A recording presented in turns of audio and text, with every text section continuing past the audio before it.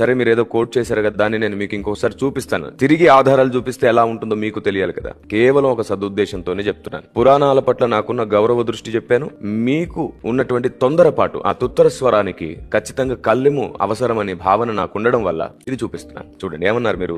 వదినకు కడుపు చేయడం మరిది ధర్మం అనే టైటిల్ పెట్టి దానికి ఆదికాండం 38వ అధ్యాయాన్ని కోట్ చేశారు కదా. ఇప్పుడు నేను చూపించేది మీరు ఒకసారి చూడండి. చూడండి, మనుస్మృతిలో నుండి చాలా స్పష్టంగా ఇక్కడ రాయబడింది.